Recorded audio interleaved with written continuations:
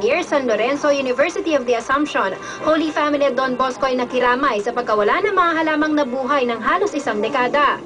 Dahil sa pagtitipon ay tila pagdadalamahati sa paglapastangan sa kalikasan, bitbit ng mga estudyante ay inikot sa buong paaralan ng mga kabaong na ililibing ng mga pinutol at patay na puno. Sa programang isinagawa ay pinarating ng mga estudyante at mga guro ang kanilang pagpapasalamat sa mga puno sa kanilang mahalagang silbi sa sangkatauhan tulad ng pagbibigay ng pagkain, sariwang hangin, kandungan ng mga tao at hayop at proteksyon sa pagbaha at pagguho ng lupa. Kasabay din ito ang pagpapaalam at paninindigan na pangangalagaan hindi lamang ang mga natitirang puno kundi ang likas na yaman na nilikha ng Diyos.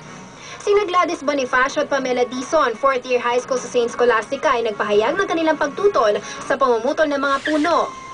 Against po ako sa pagputol kasi hindi lang po yung environment nasisira, pati po yung cultural heritage ng Pampanga, nawawala na po siya. At kung titignan po, pag nawala yung mga puno, wala ng oxygen na marireceive yung mga tao. Kapag na-pollute na po siya ng mga daming sasakyan na dumaraan sa MacArthur Highway, yung pong mga mahihinga ng mga tao, puro na lang po pollution. The students also have to take part in protecting the trees. Yung mga matatanda po, they have done their part.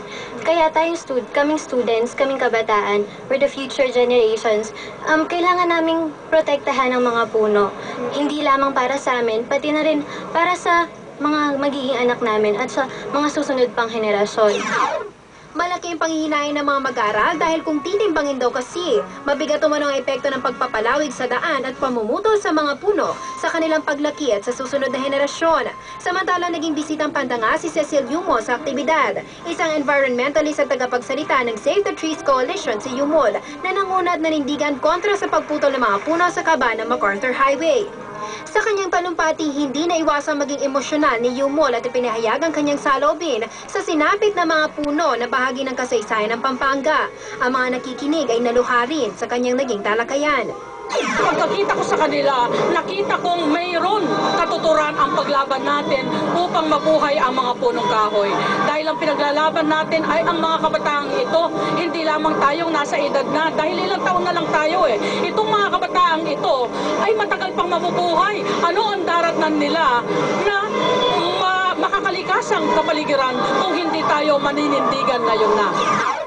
Bahagi raw ng social orientation ng St. Scholastica's Academy ang sinagawang aktibidad ayon kay Sister Ezekiel Fernandez, OSB for San Fernando. Sinisiguro raw nila na nabibigyan ng pagkakataon ng kanilang mga mag-aaral upang malaman ang mga kaganapan at mga usapin sa lipunan dahil kasama ito sa kanilang pag-aaral. Sa second grading period daw ay lulunsad ang aralin ukol sa core value na tinawag na stewardship o pangangalaga sa mga bagay na ipinagkaloob ng Panginoon at nagkataon daw ito sa mahalagang usapin na nangyayari sa mga puno sa kaba ng San Fernando. They thought of to make an impact sa kapaligiran din namin, sa community.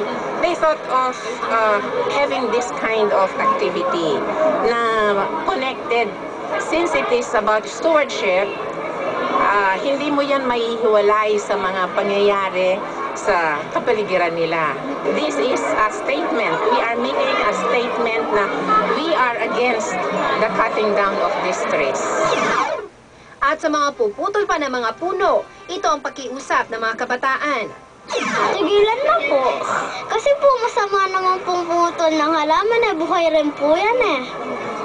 Parang taon na rin po pinatay nyo eh.